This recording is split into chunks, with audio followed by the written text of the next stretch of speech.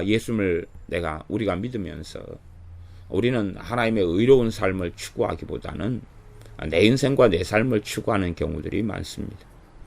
그러면서 예수를 믿었으니까, 이제 구원받았으니까 괜찮아 라고 말하는지 몰라도 정말로 주님께 십자가에 죽으신 이유는 우리로 하여금 의에 대해서 살게 하려고 부르셨고, 의인의 삶으로 초청하시려고 부르셨고, 의의 종이 되게 하려고 우리 위해 십자가에 죽으신 거다 하는 사실입니다. 단지 우리 죄만 사해 주실 뿐만 아니라 또한 믿음으로 얻는 의를 얻게 하신 이유는 참으로 삶 가운데 행함 속에서 의로움을 얻는 삶을 살게 하시려고 우리 위해 죽으셨다 하는 사실입니다. 참된 하나님의 의 가운데는 우리가 불의 속에 있을 때에는 들어갈 수 없기 때문에, 그런 삶을 살 수 없기 때문에 우리 위해서 십자가에 달리셔서 우리의 의가 되어주시고 우리의 속건 제물이 되어주심으로써 의에 대하여 살 수 있는 사람들로 만들어주신 것입니다. 의에 대해 살 수 있는 사람들을 만들어주셨기 때문에 이제 의인된 삶의 길을 믿음을 근거로 하여 또한 걸어가야 합니다. 이것이 오직 의인은 믿음으로 말미암아 살리라 하신 말씀이기도 합니다. 그래서 주님의 의의 기준은 너 아버지 장례식은 치를 수 없다, 나를 좇으라, 안 된다 하는 것입니다. 이것이 하나님의 의의 기준입니다. 그래서 이 마태복음이든 사복음서든 잘 성경을 이렇게 눈여겨보면 주님께서 요구하시는 의로운 삶, 하나님의 앞에서 살아가는, 말씀대로 살아가는 삶이 중심이 되어서 계속 파노라마처럼 펼쳐져 있는 것을 우리가 볼 수 있다 하는 사실입니다. 이제 그런 관점에서는 믿음이 계속하여 나와 있는 것도, 믿음도 하나님을 신뢰하느냐, 주 예수님을 신뢰하느냐 하는 것은 가장 최고의 의가 된다는 사실입니다. 이 믿음에 대해서 그래서 믿음은 선물이고, 나아가서 믿음은 그리스도의 말씀으로, 들음으로 말미암고 들음은 그리스도의 말씀으로 믿음이 말미암느니라, 이렇게 말씀합니다. 그렇다면 이 믿음, 우리가 믿어야 되고 가져야 되고, 이 믿음은 하나님께서 요구하시는 의의 표준이라는 사실입니다. 그래서 히브리서 11장에는 구약시대에 하나님께서 인정한 이 사람들은 다 믿음의 사람이었습니다. 그러므로 구약 성경의 핵심과 중심도 무엇이라는 걸 알 수 있냐 하면 믿음이라는 것을 알 수가 있습니다. 믿음이라는 것, 믿음이 구약시대의 핵심과 중심이라는 것을 반드시 발견해야 됩니다. 구약 성경을 보면서 아직은 다 꽃이 피고 열매 맺지 않아서 구체적으로 정확하게 보이지 않을 수 있습니다. 그러나 반드시 그것을 발견해야 됩니다. 예를 들어 하나님께서 모세에게 뭔가를 말씀하시면 때론 모세가 미적될 때도 있었습니다. 그러나 전반적으로는 믿었지요. 하나님의 말씀을 믿었습니다. 그것처럼 아브라함의 믿음에 대해서도 이미 신약 성경에 많이 증명합니다.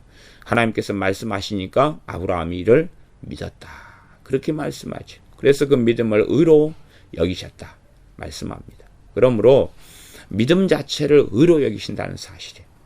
그러니 이 신약 성경, 특별히 또 사복음서에서 믿음을 계속 말씀하시는 것은 이 믿음 자체가 뭐가 된다고요? 의가 된다는 것입니다.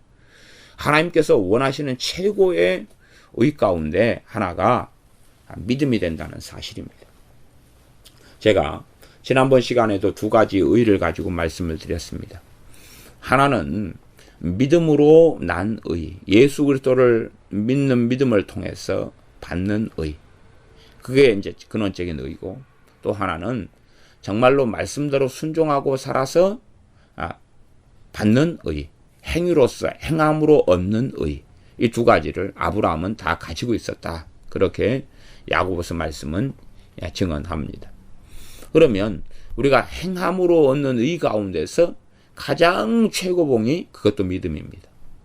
그럼 예수님을 믿는 믿음을 통해 얻는 의하고 또 틀려요. 그래서 성경은 지금 하나님을 의심하지 말고 하나님을 믿으라 그럽니다. 예를 들어 성경 전체가 하나님의 법이고 실상은 율법이기도 합니다. 왜냐하면 주님께서 이 땅에 오셔서 말씀을 설명하신 것은 대다수가 구약에 있는 말씀을 재인용하셨고, 나아가서 구약에 있는 말씀의 본질을 더 깊이 설명해 주셨습니다. 그런 의미에서 구약에서 겸손하라 그랬으면 신약에서 겸손하라 그랬고, 구약에서 구제하라 그랬으면 신약에서 구제하라 그랬고, 구약에서 기도하라 그래서 신약에서 기도하라 그랬고, 하나님 말씀을 사랑하라 그랬는데 신약에서 하나님 말씀을 사랑하라 그랬고, 같다고 말이에요. 같다. 이제 그런 가운데 이제 이웃 사랑이 있지만은 새 계명으로 서로 사랑을 주셨어요. 왜냐하면 구약 시대의 이웃 사랑은 이스라엘 백성, 하나님 백성들 간의 관계고, 진정으로 이제 서로 사랑, 새 계명을 주는 서로 사랑하라 하는 것은 참된 예수님의 몸된 교회 안에서의 관계고 문제 속이고 거기에서 행하는 거기 때문에 새 계명이라는 말씀을 언급하셨어요. 그러나 신약에 있는 말씀 가운데 새 계명이라고 볼 만한 것은 거의 찾을 수 없어요. 함께 더 발전 상황이 말씀의 진척 상황, 말씀의 발전 상황, 말씀의 연장선상이고 더 깊이 말씀을 풀어주신 거다. 그렇게 말할 수 있다는 사실이에요. 그래서 가령 야고보서 1장에 보면 하나님께 지혜가 부족하거든 지혜를 구하라. 그럼 받으리라. 그러나 의심하고 구하는 사람은 받을 수 없다. 그러면 하나님께 지혜 구할 때 믿음으로 구하라 하는 말씀이죠. 그러면 믿음으로 기도한다는 것도 뭐예요?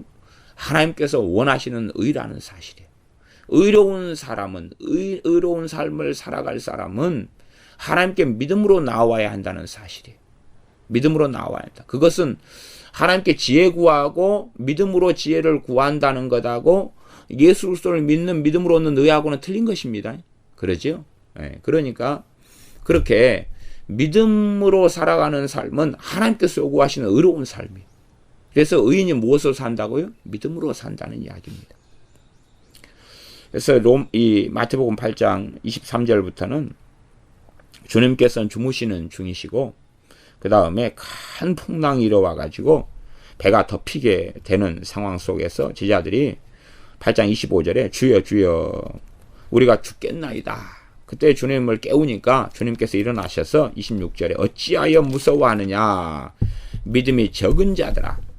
그리고 책망하신 일이 나옵니다. 그렇게 야단을 치십니다. 믿음이 적은 자들아. 왜냐하면 이 믿음이 말씀을 통하여 또한 주님을 알아가면서 살아계신 하나님을 알아갈수록 바르게 정상적으로 알아가면 무엇이 강해지는 거예요? 믿음이 강해지는 거예요. 하나님을 아는 지식, 그리스도를 아는 지식, 성령님을 아는 지식. 하나님을 아는 지식이 성경의 핵심이 삼위일체 하나님, 아버지와 아들과 성령님을 아는 지식, 성경에 가득하죠. 이게 전체 핵심 요지예요. 하나님을 아는 지식이. 나아가서 사람이 누구고 우리 자신이 누군지를 하나님 말씀 명백하게 보여줘요. 그래서 하나님을 아는 지식과 우리 인간, 사람을 아는 지식이 성경의 두 가지 핵심이라 그렇게 말할 수도 있어요. 그러면 하나님에 대해서 알아가고 우리 주 예수님에 대해서 알아갈수록 믿음이 강력해져야 돼요. 그러나 제자들은 무수히 많은 기적, 이적을 주님과 함께 살면서 보았는데도 제자들의 믿음이 성장하지 않는 거예요. 왜? 풍랑 일인데 주님께서 이 풍랑 하나 처리할 수 있는 분이라는 사실을 알지를 못하는 거예요. 병은 고치고 불치병은 고치고 기적은 행하는데 오병의 기적도 행하셨는데 이제 풍랑은 어떻게 할 것이냐. 나아가서 주님을 깨우면 풍랑이 처리될 것이라는 것은 이해할 수 있겠죠. 그러나 주님을 안 깨웠을 때 그때는 이제는 이들은 하나님의 돌보심과 보호하심을 믿는 믿음을 안 가졌다 그 말이에요. 사실은 그러한 믿음이 없을 때는 누릴 수 없는 것이 그리스도인의 삶입니다. 하나님 말씀을 믿지 않는다 그러면 하나님 말씀이 이루어지는 걸 볼 수가 없는 거예요. 그러니까 사람들은 요즘에는 이 기도에 대해서 너무 사람들이 많이 몰입하고 빠져 있어요. 기도는 돕는 것이고 기도는 한계가 있는 것이 그건 명심해야 됩니다. 기도는 한계치가 있는 거예요. 한계치가.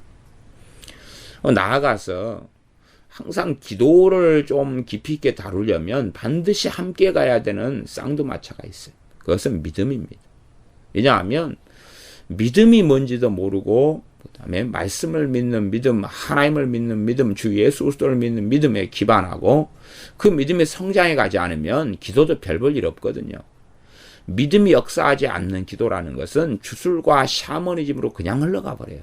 왜냐하면 성령이 역사하실 때 믿음이 역사하고 또 반대로 믿음이 역사할 때 성령이 역사하실 거예요.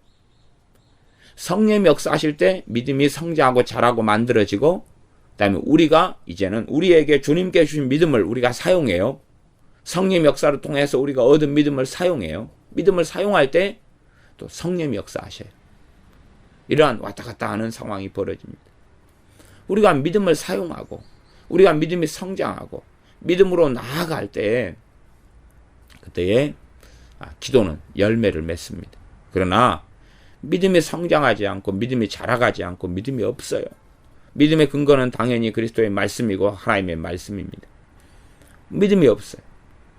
믿음이 없는 상황 속에서 아무리 기도를 많이 한다 해도 그 기도는 그냥 땅바닥에 물 쏟아붓는 것 이상으로 어리석은 것입니다.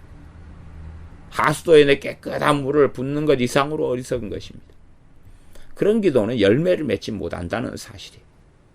그러니 참으로 기도의 열매를 맺을 사람은 오히려 믿음을 성장시켜야 되는 거예요. 믿음을 자라가게 해야 되는 것입니다. 나아가서 하나님과 만남을 통하여 기도는 하나님과 만나고 하나님 앞에 엎드려 있는 것입니다. 기도는 하나님과 사귐이 있는 것이고 하나님과 교제하는 것입니다. 그러나 또한 하나님과 사귐이 있고 교제하는 것에 대하여 요한 1서 말씀은 죄를 처리해라 라고 말씀하는 거예요. 죄를 다루고 죄를 처리해라. 죄를 다루고 죄를 처리하지 않으면서 하나님과 사귐이 있다 그러면 너희는 거짓말하는 사람들이다. 안 된다. 그건 안 된다. 그러니까 참으로 기도한다는 것은 죄를 처리해 가는 것이고 왜요? 죄를 가지고 예수의 이름으로 하나님께 나아가기 때문에 그리고 참으로 기도한다는 것은 하나님과 교제하고 사귐이 있는 것입니다. 그런데 그 하나님을 신뢰하지 못하고 그 하나님을 믿지 않는다면 그 믿음 가운데 자라지 않는다면 오히려 하나님을 조롱하는 것이다 라고 말할 수밖에 없습니다. 말하자면 하나님께 나아가서 기도하는데 마음속에는 의심이 가득하고 불신이 가득합니다. 그리고 하나님 하실 수 있어요? 뱃속은 그렇다 그 말이에요. 말은 믿음도 없으면서 믿습니다. 믿나이다 믿나이다 믿나이다 믿나이다 라고 중얼대지만 마음속에서는 믿음이 없어요. 믿음이 역사하지 않아요.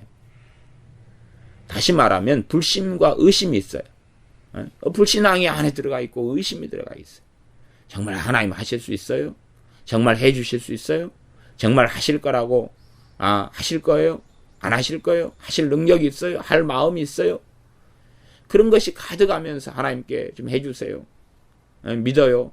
그러면 이 뱃속과 속이 틀리지요. 하나님을 조롱하고 경멸하는 자에 들어갈는지 어찌 알겠습니까? 그런 사람들이. 그래서 성경에서 요구하시는 이 믿음, 이 특별히 마태복음, 마가복음, 누가복음, 새 복음서에는 믿음을 굉장히 강조시 여겼습니다. 그 믿음은 예수를 믿는 믿음하고 틀리죠. 틀립니다. 지금 이 풍랑이는 바다 위에서의 믿음도 그런 게 아니잖아요. 그래서 이 불신앙으로 오니까 두려움 속에 사로잡히고 무서움 속에 들어가 버려요. 그러니까 이 믿음이 믿음의 삶은 신약과 구약의 공이 하나님께서 요구하시는 거예요. 하나님 하신 말씀을 믿어야지요. 구약시대에도 하나님이 하신 말씀을 믿어야지요. 믿어야지. 광야 때에 이스라엘 백성이 가나안 땅에 들어가기 전에 12명의 정탐꾼을 보냈어요. 왜? 젖과 꿀이 가나안 땅을 너희에게 주리라 말씀하셨거든요. 그러나 12정탐꾼은 가가지고 정탐 결과를 보고할 때에 10정탐꾼은 그 땅은 우리를 죽이는 땅이고 하나님께서 우리를 죽이려 한다 그랬어. 거꾸로.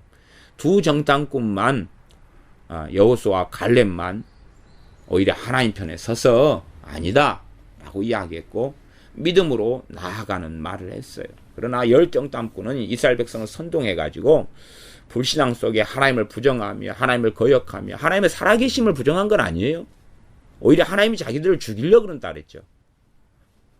그들의 불신앙을 통해서 성경은 명백하게 그들이 가나안 땅에 들어가지 못했고 40년 동안 24 이상은 다 죽이겠다.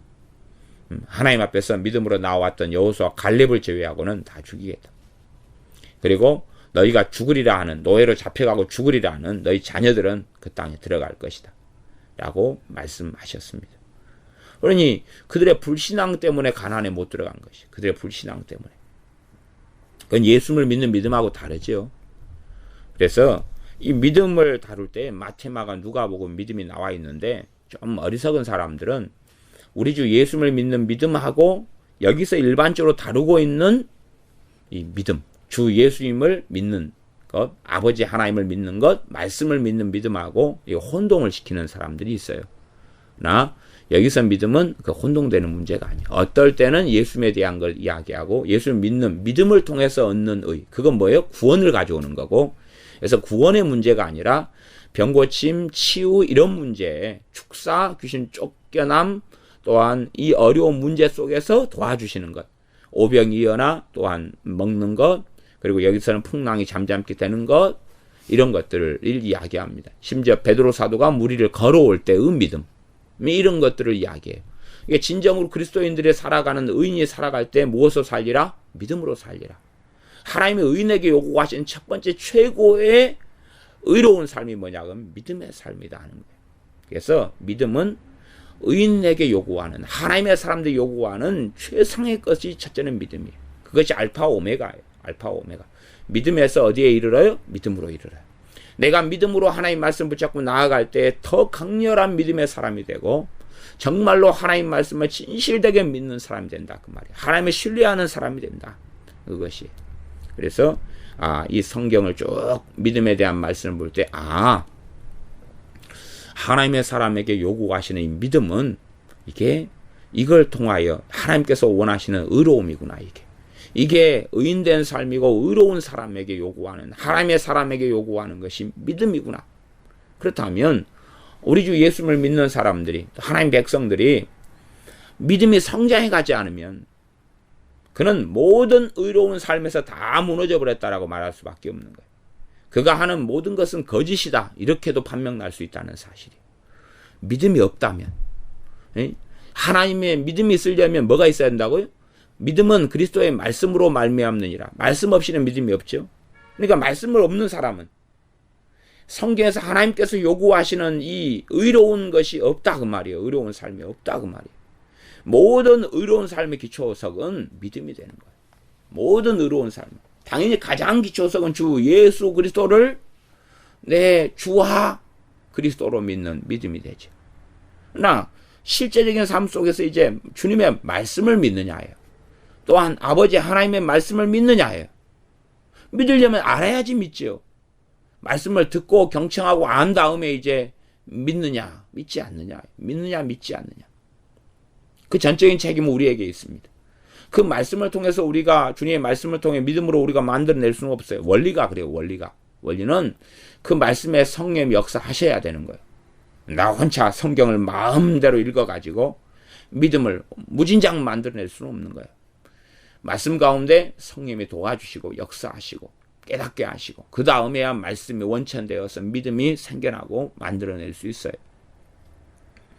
그러하지만 말씀 가운데 성령이 역사하시는 것은 우리에게 달려있는 문제라 그 말이에요. 실제로는. 왜냐하면 성령님께서는 주 예수 그리스도의 이름으로 임하셨고 주님께서 값을 지불하셨기 때문에 우리가 하나님의 뜻과 하나님의 말씀에 맞으면 성령님은 역사하시는 분이시다. 더 역사하시려고 하시지만 하나님의 의의 기준에 맞아야 되기 때문에 당연히 성령 하나님께서는 의로우신 분이시기 때문에 또한 진리대로 행하시는 분이시기 때문에 우리가 악의적으로 행하고 마음대로 행하고 그럴 때 성령님이 역사하실 수는 없는 거예요. 왜? 성령님은 거룩하신 분이시기 때문에 그러하다 하는 사실입니다. 그리고 이제 마태복음 8장 28절부터 34절까지는 가다라 지방에 가서 귀신 들린 사람을 쫓아내주고 그 다음에 가다라 지방 사람들이 주님께 떠나달라고 그럴 때에 주님께서 떠나시는 게 나옵니다. 왜냐하면 이것이 하나님의 의예요. 이게 하나님께서 의로우신 것이에요. 8장 34절에 보면 온 시내가 예수님을 만나려고 나가서 보고 그 지방에서 떠나시기를 간구하더라. 떠나달라 그러니까 주님께서는 떠나주시는 거예요. 이것이에요. 이거. 그러니까 사람들이 주님을 배신하고 배역하면 주님은 떠나시는 거예요. 떠나시는 거예요. 주님을 배신하고 배역하면 주님은 떠나시는 거예요.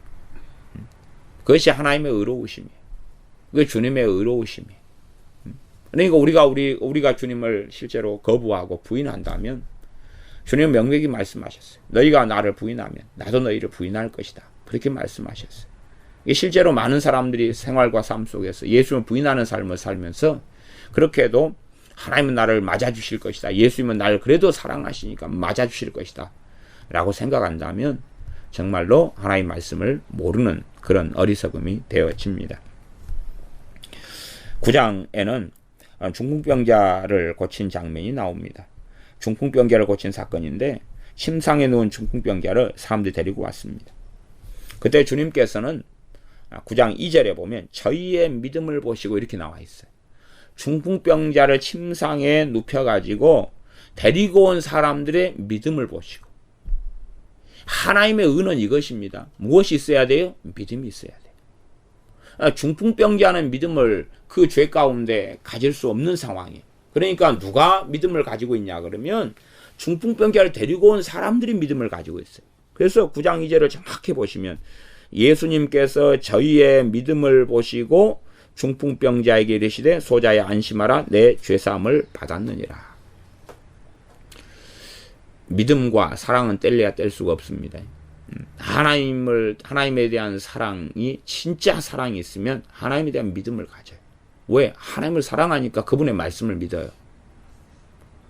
그러면 두 가지 말씀이 되죠. 사랑은 허다한 허물을 덮느니라. 그러면 하나님에 대한 사랑은 참된 하나님에 대한 사랑은 참된 형제 사랑과 이웃 사랑을 가져와요. 이 두 개는 뗄래야 뗄 수 없는 것입니다. 그 다음에 이 형제 사랑을 가지고 이웃 사랑을 가지고 그 사랑이 허다한 허물을 덮어요. 다시 말하면 이들이 진정한 믿음을 가지고 있어요. 믿음을 가지고 있다니 하나님에 대한 경외함이 있다니. 믿음의 뿌리는 하나님에 대한 경외함이에요. 하나님에 대한 경외함 없이는 어떻게 믿음이 생겨나요? 그래서 하나님을 경외하는 것이 모든 지혜와 지식의 근본이다 그랬어요. 지혜와 지식은 뭘 가리키는 거예요? 성경을 가리키는 거죠. 성경이 지혜와 지식이다 그랬어요. 지식도 말씀의 지식을 이야기해요. 하나님을 아는 지식을 이야기해요. 그러면 말씀을 통해 믿음이 자라요. 근데 말씀의 근원이 뭐라고요? 하나님을 경외함이다 그랬어요. 그러니까 말씀을 통해 믿음을 얻으려면 하나님을 경외함이 있어야 되는 거예요. 하나님을 경외함이 있어야 말씀의 문이 열려가는 거예요. 성령님께서 하나님을 경외하는 사람들에게 말씀을 보여주시고 깨닫게 하시는. 그 다음에 말씀을 통해 뭐가 생겨요? 믿음이 생겨요. 이게 원리입니다. 원리. 성경이 말씀하는 원리예요. 좀 어려운 이야기지만 잘 깊이 있게 묵상하고 숙고해 보셔야 됩니다. 제가 얼마 전에 믿음이 하나님께서 요구하시는 의로운 삶의 가장 최고봉이다. 그리고 이것이 처음과 끝이다. 굉장히 중요한 말씀을 제가 전했습니다. 그것하고 방금 한 이 하나님을 경외하는 것이 지식과 지혜의 근본이다. 그래서 잠언 말씀에는 하나님을 경외하는 것이 지식의 근본이라는 말씀이 있고 좀 더 지나가면 지혜의 근본이라는 말씀이 있어요. 그러니까 지혜와 지식은 하나님 말씀과 관련된 것이고 그래서 하나님을 경외하는 것이 믿음은 들음에서 나며 들음은 그리스도의 말씀으로 말미암느니라 하는 두 가지 말씀과 상호 연결지어서 보면 하나님을 경외함이 없는 사람들에게는 말씀을 통한 믿음이 생겨나지 않는다는 것을 알 수가 있어요. 그래서 믿음의 근거와 기초는 경외함이에요. 하나님을 경외하는 사람, 그런 사람이 또한 하나님을 사랑하죠. 그래서 이 저희의 믿음을 보시고 이 사람들이 우리 주 예수님을 사랑했고 우리 주 예수님을 정말 경외했다는 걸 알 수도 있어요. 그들이 믿음을 가지고 나올 때 그들의 믿음을 보시고 주님께서 중풍병자에게 말씀하시는 거예요. 그냥은 아니에요. 주님께서는 사람들에게 믿음을 요구하셔요. 이게 하나님의 의기 때문에 그래요. 이게 하나님의 의기 때문에 믿음을 요구하시는 거예요. 혈루증으로 고침받은 여자의 사건이 있는데 그것은 20절, 9장 20절부터 22절입니다. 마태복음이죠. 12회를 혈루증으로 앓는 여자가 예수님의 뒤로 와서 그 겉옷가를 만지니 이는 제 마음에 그 겉옷만 만져도 구원을 받겠다 함이라. 예수님께서 돌이켜 그를 보시며 가라사대 따라 안심하라. 너 믿음이 너를 구원하였다 하시니 여자가 그 시로 구원을 받으니라. 딸아 안심하라 내 믿음이 너를 구원하였다. 누구의 믿음이요? 이 딸의 믿음이. 지금 12의 혈류증 앓던 여자가 치유된 일이 나옵니다. 치유된 일이 나와요. 그 믿음이 이 여자를 구원했다는 사실입니다. 그래서 그 시로 구원을 받으니라. 그럼 여기서 구원은 뭡니까? 이 여자가 그때에 바로 치유가 됐다. 치유의 구원을 이야기하는 것입니다. 물론 당연히 주님에 대해 듣고 알고 주님을 찾고 나와왔으니 영혼의 구원이 포함된다는 것은 우리가 생각해 볼 만한 일입니다만은 일단 기본적으로는 이 혈루증의 고침을 이야기합니다. 무엇으로 인해서요? 믿음으로 인해서. 왜냐하면 하나님께서는 믿음을 의로 보시기 때문에 그렇습니다. 믿음을 의로 보십니다. 믿음을 의로 보셔요. 그래서 믿음을 의로 보시기 때문에 가장 믿음 자체가 의가 되진 않아요. 근데 하나님은 믿음을 의로 보시겠다고 정하셨다 그 말이에요. 믿음을 의로 보시겠다고 정하셨어요. 예수 그리스도를 믿는 믿음을 의로 여기셔서 우리에게 의를 주셔요. 이건 구원을 얻는 믿음이 되는 거고. 그 다음에 혈루증 앓는 이 여인처럼 주님의 옷까지만 닿아도 낫겠다 하는 믿음이 의가 되기 때문에 이 믿음은 역사하고 이 믿음은 주님의 병 치유를 가져올 수 있다는 사실입니다. 그러므로 하나님께서 요구하시는 의로운 삶의 최고봉이 뭐예요? 믿음이에요. 믿음. 최고봉이 믿음이에요. 주 예수님을 믿고 주님의 말씀을 믿고 하나님 아버지를 믿고 믿는다는 것, 살아계심을 믿는다는 게 아니라 살아계심은 당연한 이야기고 그분의 말씀을 믿느냐 하는 것이에요. 말씀을 믿고 그분을 알고 그분을 믿느냐. 아는 것 없이 믿는 건 없고. 에? 그러하니 알아가면서 이제는 믿을까 말까요. 믿을까 말까. 이스라엘의 광야 시대에 출애굽 후에 이스라엘 백성들은 하나님의 기적과 이적과 살아계심을 너무 많이 경험했어요. 하나님 말씀을 율법을 시내산에 10개월 이상을 머물면서 율법을 받았어요. 하나님 말씀을 배웠어요. 그러나 그렇게 많이 하나님을 경험하고 만나고 은혜를 받고 하나님이 주시는 만나를 매일 먹고 살아도 하나님을 믿는 믿음에서는 잘하질 않았어요. 그러니 하나님과 바른 관계 속에 있을 수가 없었고 하나님 말씀이 단지 도덕률로 들어오거나 어떤 규례와 규칙이나 이러한 조항들로 들어온 것이지 하나님 말씀을 통해 하나님과 관계 속에 들지를 않았어요. 말하자면 부모가 자녀들에게 몇 가지 규칙을 주고 이렇게 해라. 학교는 이렇게 하고 아침 몇 시에 일어나라. 이런 조항을 들으면서 부모하고 바른 관계를 갖지 않고 그런 조항들로만 살려는 어리석은 자녀들하고 똑같은 길을 더 어리석은 길을 이 이스라엘 백성들은 광야 시절에 걸어갔다는 그런 사실입니다. 9장 27절도 그렇습니다. 27절에 보면 이 두 소경이 소리질러 가로되 다윗의 자손이여 우리를 불쌍히 여기소서 하니까 28절 예수님께 집에 들어가셔요. 그냥 들어가셔요. 주님께서 이걸 듣는단 말이에요. 들어가셔요. 왜 들어가시겠어요? 지금 이 소경들에게 믿음이 부족한 거예요. 제가 보기에는. 믿음이 부족한 거예요. 그냥 들어가시는 거예요. 들어가셔. 그러니까 소경들이 다시 나와요. 집에 들어가시니까 집까지 쫓아올 수 있잖아요. 쫓아와요. 소경이 집까지 쫓아오려면은 또 주님께서 듣고도 왜? 소리를 지르잖아요.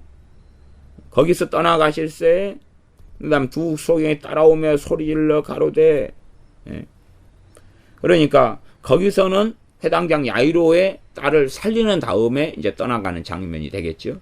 그 다음에 두 소경이 듣고 따라오면 그러는 거예요. 따라오며. 소리를 막 질러 가니까 주님이 다 듣죠. 듣는데도 반응하지 않으시고 집에 들어가셔요. 그래서 집에 들어가시면 소경들이 나오거늘 예수님께서는 이제 물어요. 시간을 준단 말이에요. 시간을 가지고 이들은 자신들의 믿음을 살펴야 되는 거예요. 시간을 주시는 거예요. 주님께서 물어요. 묻는 것이 너 나 믿느냐? 이런 문제가 아니라 그 말이에요.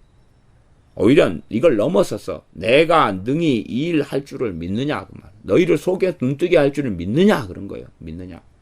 이게 믿으려고 합니다는 안 되는 거예요. 믿으려고 합니다는 믿음이 아니에요. 믿어보려고 노력하고 있습니다는 믿음이 아니에요. 대답하되 주여 그러하오이다. 믿는다고 고백해. 이때 주님께서 말씀하신 것은 이에 예수님께서 저희 눈을 만지며 가라사대 너희 믿음대로 되라. 주님께서 내 믿음대로 되라가 아니에요. 주님 자신의 믿음대로 되라도 아니고 내가 하나님의 아들이고 그리스도가 메시아이기 때문에 내 권능으로 치유되라 그것도 아니에요. 내 이름으로 치유되라 그런 것도 아니고 너희 믿음대로 되라 그런 거예요. 그러면 이제 달리 문제는 주님의 능력이 부족한 게 아니라 그 능력이 이 소경들의 믿음을 통해서 발현되는 거예요. 소경들의 믿음을 통해서. 누가 믿음이 있어야 돼요? 소경들이 이제 믿음 있는 소경은 두 소경 가운데 한 명이 믿음이 있고 한 명이 믿음이 없으면 한 명만 고쳐질 것이고 다 믿음이 있으면 고쳐질 것이고 그래요. 물론 이 주님께서 치유의 기적과 이적 속에서 주권적으로 치유하신 적은 당연히 많이 있었습니다. 그건 아셔야 돼요. 그러니까 어떤 사람들 제가 또 믿음을 이렇게 이야기하면 주권적인 치유는 없는갑다 이렇게 생각하는데 그건 아니에요. 그건 아니에요. 그건 주권적으로 주님께서 자비와 긍휼을 베푸시는 거예요. 그런데 믿음을 요구하신 경우는 실제로는 더 한 걸음 더 깊은 의미들이 있다는 것을 생각해 볼 수 있어요. 왜? 그 믿음을 요구받는 사람들은 구원의 문제까지 연결되어 있는 부분이 있다고 생각할 수 있어요. 말하자면 고라신 베스다 가버나움 사람들에게는 많은 권능을 행했어요. 그들은 회개하지 않았어요. 그럼 그들이 과연 정말로 믿음이 있어가지고 고침받았을까요? 저는 그렇게 보질 않아요. 주님의 주권적인 치유예요. 그런 게 있다 그 말이에요. 그러나 일반적으로 주님께서 이제 믿음을 요구하시는 것은 그들에게 단지 병 치유만이 아니라 구원의 역사와 사건까지 일어나기를 원하시는, 영혼 구원의 역사까지 일어나기를 원하시는 부분이 있다. 저는 그렇게 믿어지고, 그 다음에 믿음을 요구하는 것이 하나님 앞에서 바른 것이기 때문에 그런 것이. 그러나 항상 그렇지는 않았어요. 예를 들어 10명의 문둥병자가 주님의 말씀을 듣고 그들은 순종해서 갔어요. 간 다음에 가다가 10명이 다 문둥병이 치유됐어요. 그러나 한 명만, 이방인 한 명 문둥병자만 돌아오고 9명은 돌아오지 않았어요. 그런 10명이 치유된 사건을 저는 주권적인 믿음이라고 그래요. 나아가서 오병이의 기적 같은 경우도 그 사람들은 무슨 일이 벌어진지를 몰랐어요. 그들 때문이 아니라 주님이 주권적으로 기적을 행하신 거예요. 주권적으로. 그러니 그런 부분에서 잘못 생각해서 우리 사람의 믿음이 아니면 하나님은 아무 일도 못하는구나, 그런 극단론으로 흘러가면 절대 안 되는 거예요. 주님은 자신 뜻대로 행하시는 거예요. 그런데 이제 주님의 의로우심이. 그래서 때로는 이 불의한 자, 악한 자들에게 믿음이 없어도 기적과 이적을 행하시면서 그들에게 기회를 주시려 함이 있어요. 긍휼을 통해서 죄인들을 부르시는 것이 있어요. 그 다음에 그 어떤 사람들에게는 하나님의 이 의로우심으로 인하여서 믿음을 요구를 하셔요. 그러니까 믿음을 요구하신 그 신비에 대해서 제가 조금은 설명하지만 전체 모든 부분은 다 알 수가 없어요. 모두 다에게 믿음을 요구하신 건 아니에요. 그러나 일반적으로 지금 믿음이 요구하셨다는 것은 우리가 생각해야 돼요. 일반적으로는 믿음을 요구하셨다 하는 것을 우리가 기억을 해야 된다 하는 일입니다. 그래서 주님께서 내가 능히 이 일 할 줄을 믿느냐, 그러니까 그러시면서 주여 그러하오이다 할 때에 너희 믿음대로 되라 그러신 거예요. 그래서 이들에게만이 아니라 하나님 앞에서 믿음을 가지지 않고 단지 그냥 치유만 받아가지고는 그래가지고는 답이 없는 거예요, 인생들이. 그래서 다시 이들에게 믿음을 요구하시는 거예요. 믿음을 요구하시고 주님께 믿음을 내놔야 돼요. 그것이 본질이고 진리이고 그렇기 때문에 주님께서는 계속의 믿음을 요구하시는 것을 제자들 앞에서 보여주고 사람들에게 믿음을 계속 요구하셔요. 주님께서 요구하시는 믿음은 누가 요구하시는 거예요? 아버지 하나님께서 요구하시는 거예요. 마찬가지예요. 우리에게 뭘 요구하시는 거예요? 계속 믿음을 요구하시는 거예요. 우리에게 너희 믿음 어딨냐라고 요구하시는 거예요. 우리에게 믿음을 요구하시는 거예요. 하나님께서 믿음을 요구하시는 거예요. 그래서 의인은 믿음으로 말미암아 살리라. 하나님께서 우리에게 상황과 일마다 믿음을 요구하시는 거예요. 너 믿음 어디 있어? 믿음 내놔봐. 상황과 일마다 우리에게 하나님을 경외함을 통하여 진리의 말씀으로 인한 믿음을 우리에게 요구하시는 거예요. 믿음 내놔봐. 그래? 믿음 가지고 왔다고? 그래. 너 믿음대로 되라. 믿음 있는가 아닌가 보자. 결국은 영원한 심판전에 하나님 앞에서 영원한 인생과 삶을 살아갈 때 우리가 정말로 심판 자리에서도 우리가 어떤 의로운 삶을, 하나님을 기쁘시게 하는 삶을 살았느냐 할 때에 가장 근원적이고 가장 큰 심판의 기준은 믿음일 거예요. 내가 얼마나 죄나 아까운 데 살았냐보다는 얼마나 내가 믿음으로 살았냐, 불신앙으로 살았냐. 얼마나 내가 하나님 말씀 신뢰하고 살았냐, 아니면 하나님의 자녀인데 하나님 말씀 믿지도 않고 팽개치고 불신앙하고 의심하고 불신하고 무관심하고 살았느냐. 그것이 하나님 앞에 가장 큰 심판의 기준 중에 하나가 될 것이라 저는 그렇게 생각하고 믿습니다. 그렇게 이제 39장 35절로 가면 예수님께서 모든 성과 촌에 두루다니사 저희 회당에서 가르치시며 천국 복음을 전파하시며 모든 병과 모든 약한 것을 고치시니라. 무리를 보시고 민망히 여기시니 불쌍히 여기시니 이는 저희가 목자 없는 양과 같이 고생하며 유리함이라. 목자 없는 양, 선지자들도 별로 없고 그들에게 바르게 진리를 가르쳐줄 리도 없고 하나님 말씀을 바르게 가르치는 사람들도 없다 그 말이에요. 서기관이나 바리새인들, 제사장들이 그래야 되는데 바로 바르게 말씀을 증거하는 이런 목자의 역할을 해야 되는데 그렇지 않으니까 일반 백성들이 글자도 모르고 성경도 안 가지고 있고 성경 해석을 바르게 안 하면 알 수도 없는 사람들이, 그러니까 이 양은 또 목자가 있어야지만이 이게 살아나갈 수 있는데 그렇지 못하는 거예요. 지금 시대에야 이제 문맹의 때를 벗어났고 인쇄술이 발달됐고 돈 얼마면 성경도 사서 보고 신앙책도 사서 보고 신학책도 사서 보고 설교도 여기저기 들을 수 있으니까 이제 목자 없는 양같이 유리하는 그런 거라고 대한민국에서는 보기는 어려워요. 왜냐하면 그러나 과거의 시대에는 그게 훨씬 더 지금보다 1000배 만배가 더 어렵다고 말이에요. 바른 믿음 안에 서기가 어려운 거예요. 글자를 모르는데 어떻게 성경을 읽느냐 그 말. 문맹의 시대인데. 그러니까 성경 있어도 못 읽고 그 다음에 성경 하나를 장만하려면 최소한 양이 200마리 이상의 가죽이 필요해요. 두루마기로 만들려면.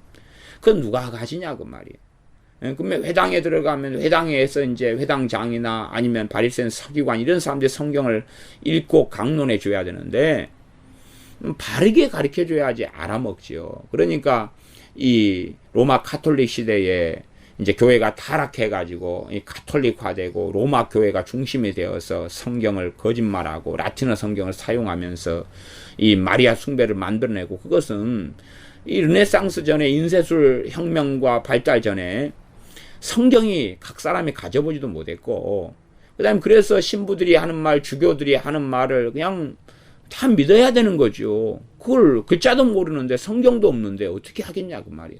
한 지역에서만 해도 성경이라는 것은 말하자면 그때 당시에 이런 교회 혹은 성당이라고 하는 그게만 하나 쇠사슬로 묶어놔요. 겨우 그거 하나 가지고 있으면 많이 가지고 있는 거예요. 그런 판국인데 글자도 모르는 사람들이 어떻게 진리를 알겠어요. 그런 이 중세 암흑기라고 말한 1000년간의 시대 동안에는 사람들이 진리를 알 수가 없는 거예요. 그 길을 알 수 없고 걸어갈 수가 없는 거예요. 언제 수도사들 같은 사람들이 되어져서 그 길을 걸어가면서 글자를 배우고 수도원에 가지고 있는 성경을 보면서 진리 가운데 돌아서는 사람들이 이제 종종 있어 왔어요. 왜? 말씀을 접하고 글자를 알고 말씀을 접하니까. 그러나 서민들은 그렇게 될 수가 없었던 거예요. 이게 목자 없는 양같이 얼마나 유리하는 때를 살았는지 몰라요. 주님께서 오셨던 그 당대에도 그렇고, 그 다음에 이 최소한 종교 개혁기 때 르네상스에 또 문해부흥에 그러면서 인쇄술이 만들어지고 제본 기술, 책이 만들어지고 종이가 만들어지고 이러면서 이제 서민들도 공부할 수 있는 기회를 얻게 되고 상공업이 발달되고 산업화가 되고, 그래서 책을 가질 수 있고 성경을 가질 수 있고 성경이 번역되고 그런 시대가 와서야 이제 이런 것이 많이 덜해졌다. 이런 시대가 돼서도 이상한 걸 믿고 이상한 걸 따르는 사람들은 지금보다 100배, 1000배, 만배가 힘들었던 시대에 대해서 그 사람들을 만날 때는 절대 변명하지 말아야 돼. 너희들은 못돼 처먹고 악하다. 판결을 받을 때에 변명하면 안 돼요. 바르게 가르쳐주는 목사님이 없었는데요. 그래서 이상한 것만 배우는 교회에 다녔는데요. 목사님이 이상하게 가르쳤는데요. 그러면 그들에 대하여 네 글자 모르냐? 성경 안 봐? 성경책 집에 없어? 안 가지고 다녀? 한글 몰라? 미쳤다 그럴 거예요. 그런 판결을 반드시 주님의 심판자 앞에서는 받게 될 거라. 그것이 이 세대가 되어질 겁니다. 그러므로 이제 9장까지 8장, 9장, 2장만 살펴보았는데, 그래서 하나님께서 의인에게 요구하시는 최고의 것이 믿음이라는 사실이에요.